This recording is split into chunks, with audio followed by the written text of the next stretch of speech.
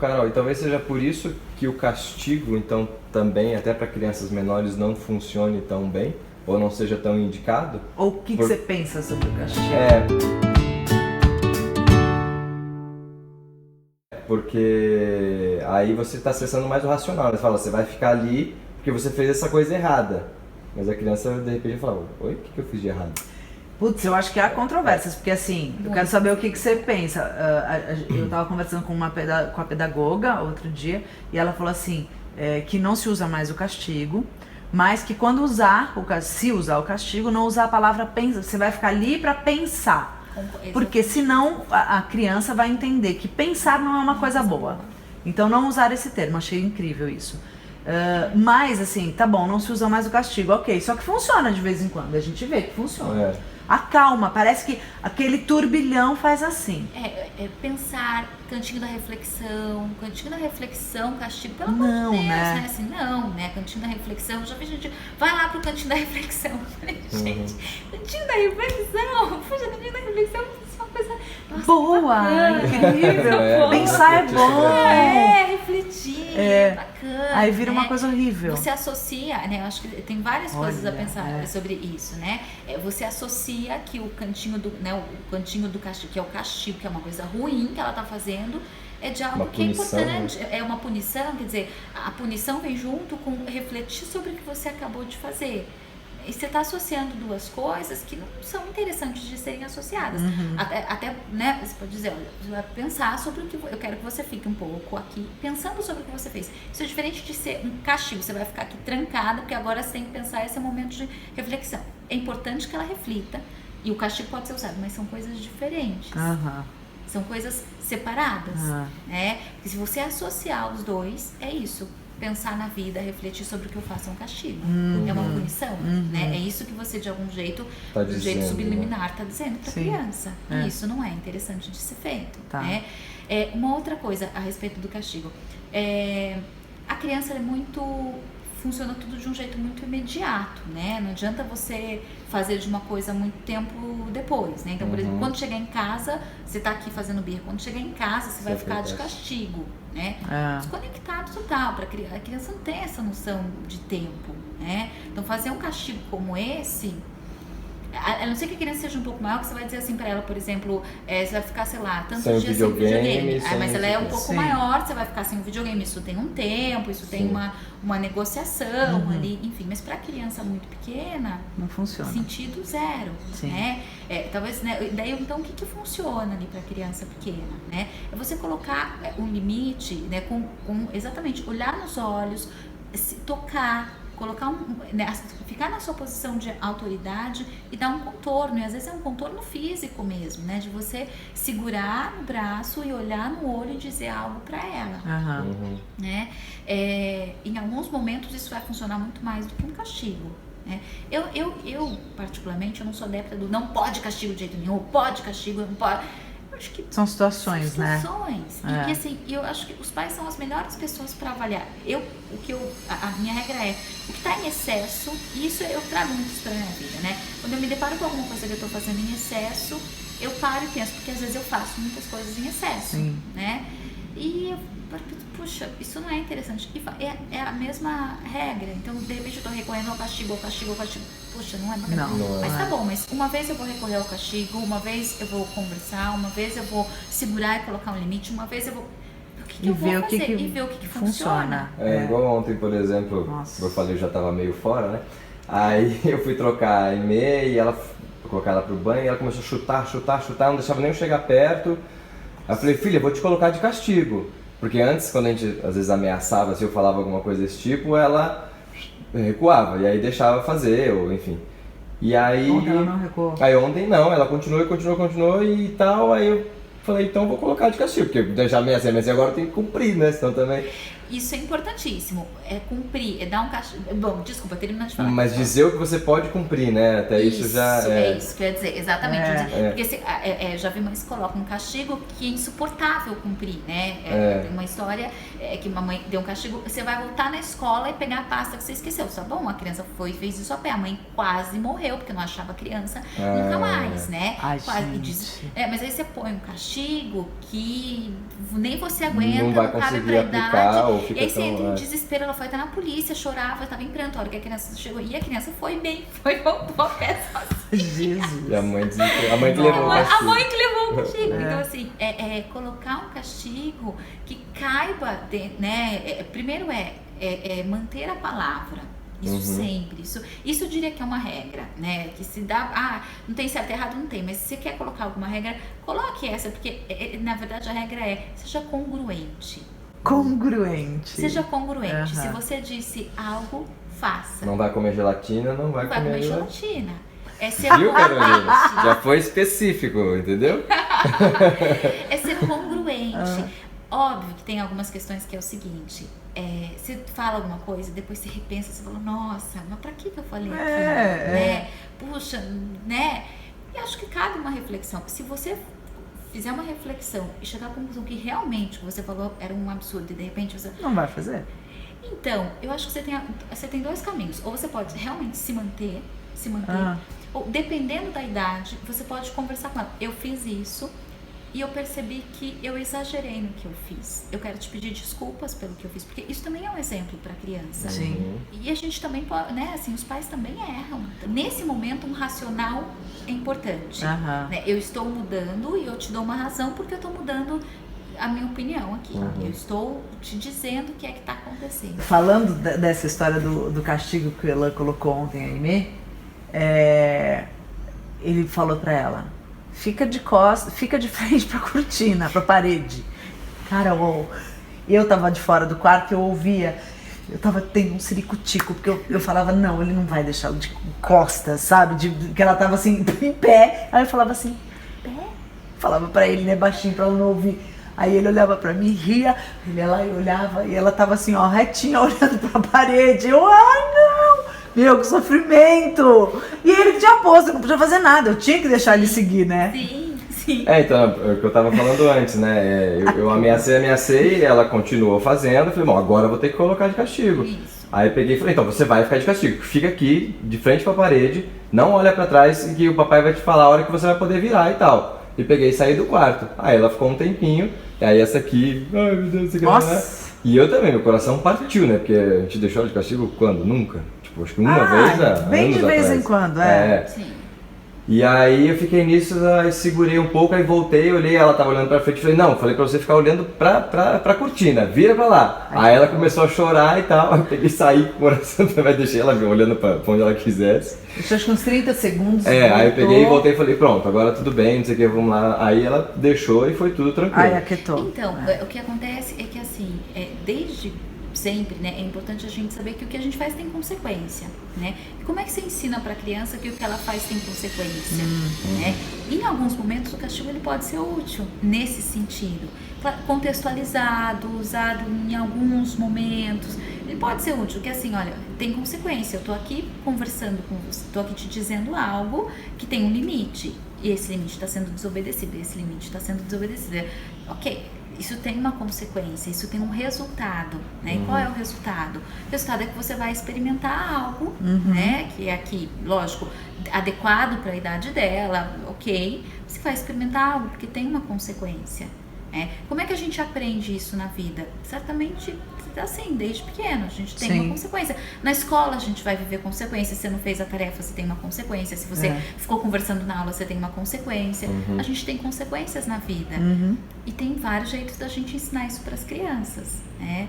Mas um dos jeitos é, inclusive, usando mesmo, né? A consequência, se eu falei que vou te dar um castigo, primeiro eu vou ser congruente e isso vai ter realmente um resultado na sua vida. Então, porque assim, ó, por exemplo, porque tem essa coisa de gritar, de bater, tem criança que morde, né? Não é o nosso caso, mas tem. Sim. Primeiro assim, eu queria entender isso, né? Por que uma criança grita, bate, por que ela faz isso? Morde? É uma agressividade tamanha que não tem controle? Porque, por exemplo, até a Aimee mesmo, ela é super carinhosa, né? Assim, você já conheceu.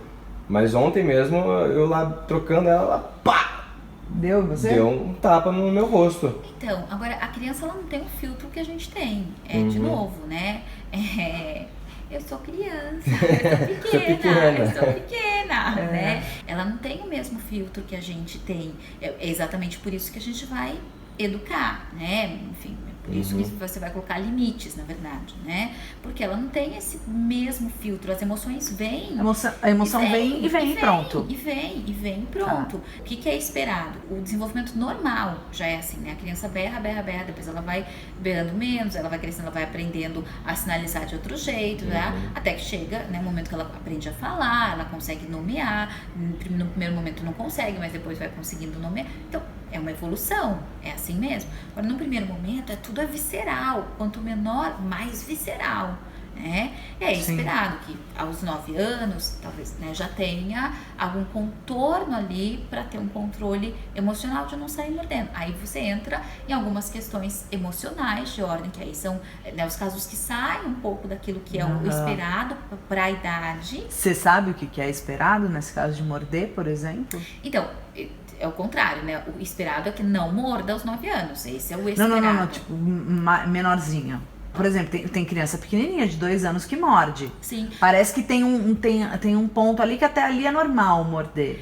Então, imagina, a criança, como que ela descobre o mundo? Qual é o primeiro jeito dela descobrir o mundo? Pela boca, né? Ela leva tudo pela boca. É verdade. Né?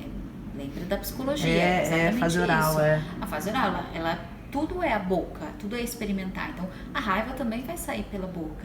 O que acontece é que é esperado que os pais, né, e a família, enfim, vá dando um contorno exatamente para isso se organizando. Né? Porque no primeiro momento ela vai levar tudo à boca, ela conhece as coisas pela boca.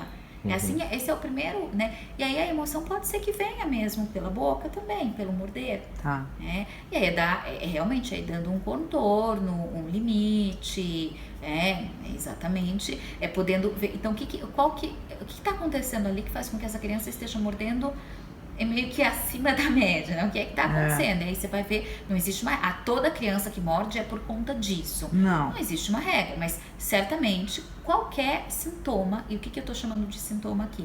É quando algo um comportamento repetitivo, um padrão que é pouco esperado para aquela idade e que começa a aparecer muito mais. Muitas vezes, a gente pode chamar isso de um sintoma. O que é um sintoma? É uma comunicação de que alguma coisa está fora do lugar. O que vai depender da situação de cada caso. Pesquisa, enfim, né? Vai entender aquela... Mas seguramente alguma coisa está acontecendo ali. Na criança, você vai olhar para a família, porque ela é fruto daquele sistema. Sim. Na nossa vida adulta, a gente vai olhar para a gente, ver o que é que está acontecendo com a gente, porque é igual. O sintoma também é uma representação de que alguma coisa está fora do eixo. Né? Agora, com a criança, você olha para o sistema, porque tem alguma coisa nesse sistema... Sempre. Que ela está refletindo isso, né? Porque a gente, no final das contas, a gente é o reflexo da nossa família, né? Até um bom tempo, acho que até um bom tempo da vida adulta, se você não parar para se conscientizar... carrega muitos traços, né? A gente fez um vídeo sobre alimentação, e assim, a sacada eu pensei outro dia, né? Eu falei, nossa, o que eu como é muito parecido com o que minha mãe come. Hoje com algumas mudanças, claro, mas porque já vem de lá, porque o que a gente aprende em família é o que a gente acha que é a verdade absoluta, que tá certo, né? E aí a gente vai pro mundo e começa a ver que algumas coisas não, e outras sim, e a gente traz isso, e aí nossos filhos vão aprender um tanto do que... E aí vai, né? E as crenças que a gente tem a respeito de alimentação, de qualquer outra coisa, é o que a gente vai trazendo e levando pros filhos, né? Até no modo de criar também, né? Seguramente. 2 casos recentes, eu vou contar bem rapidamente, né? Uma pessoa que a pessoa sofreu um estupro quando era adolescente, isso passou, teve uma filha. Aí um dia o irmão chegou, e o irmão da mãe, né, chegou, ela tava trocando, ai, que xoxota bonitinha. Aquilo desencadeou uma sensação horrorosa na mãe. E era simplesmente uma brincadeira de tio, de carinho, de brincar. mas aquilo desencadeou, por quê? Porque as crenças que você traz, as histórias que você tem. E a outra é de uma mãe que foi anoréxica, bulímica, e aí tem uma questão com a alimentação, e aí a criança começou a ficar inapetente, né, não comia, e aquilo que para algumas mães podia ser uma coisa, ok, vamos lá, não, já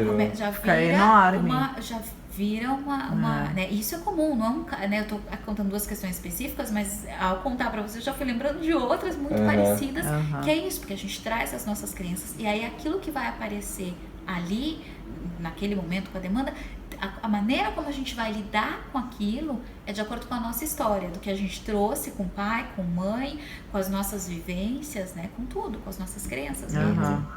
Então eu acho que o resumo da ópera é a gente tentar em cada momento fazer uma análise e ver o que você pode usar ali que seja mais coerente mesmo, né? De tudo isso que você falou. Porque assim, não existe uma regra, né? Uma regra, né? Porque assim, os manuais estão cheios de regras, mas vai viver o manual no Sim. dia a dia pra ver se funciona. Não funciona, não vai funcionar. Não. Tudo aquilo que você aprende, né? Mesmo na faculdade de psicologia, a hora que você tá ali no dia a dia, não é aquilo. Não. Outra, é totalmente diferente. Você vai aprender no dia a dia, você vai aprender, porque aquela criança ela é singular, só existe ela, né? E você é pai, mãe dela, você também é singular, só existe. Então, aquela composição tá ali, é presente naquele momento. O que vai acontecer ali é uma caixinha de surpresa, você não sabe, e vai demandar de você aprendizado.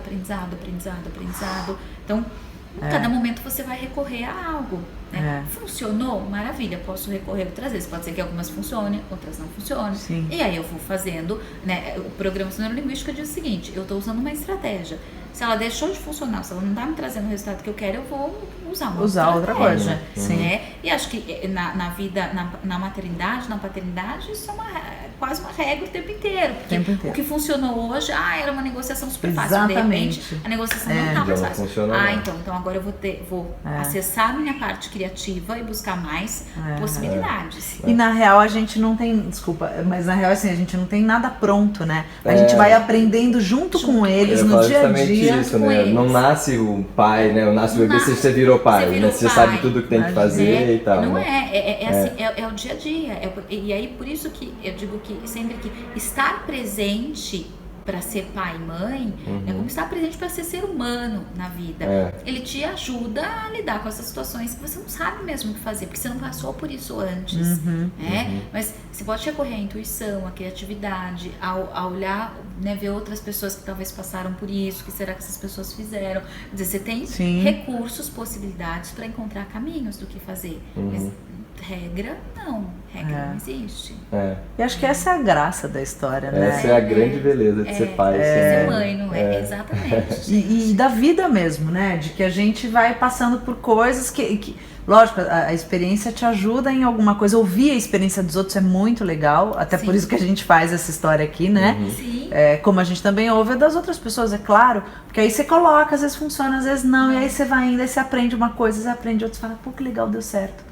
Isso aqui já não deu mais. E aí vai indo, e a vida vai se renovando. Aliás, gente, é bacana se vocês quiserem comentar aí embaixo do vídeo, colocar a experiência de vocês, coloca pra gente que a gente depois passa pra Carol, a gente responde também. O intuito do nosso canal é justamente esse, né? Compartilhar, trocar experiências. E acho que pra finalizar aqui o nosso papo gostoso, é mais ou menos o que a gente costuma dizer, né? Nos nossos textos e até no slogan aqui do canal, né? Nasce um bebê, nasce um pai, nasce uma mãe, né? Cuca de pai, cachola de mãe, nascer juntos. Porque é isso, né? Ter filho é uma oportunidade de você evoluir, de você crescer, de você rever muitos pontos na sua vida e poder evoluir, né? Junto com o filho e passar esse ensinamento para ele. É um dos presentes da vida, né? Uma grande oportunidade, né? De você se rever, de se avaliar, de se reinventar todos os dias, de aprender, né? Porque eles são uma grande fonte de aprendizado, né? E que te pedem, né, todos os dias algo diferente, um estímulo diferente.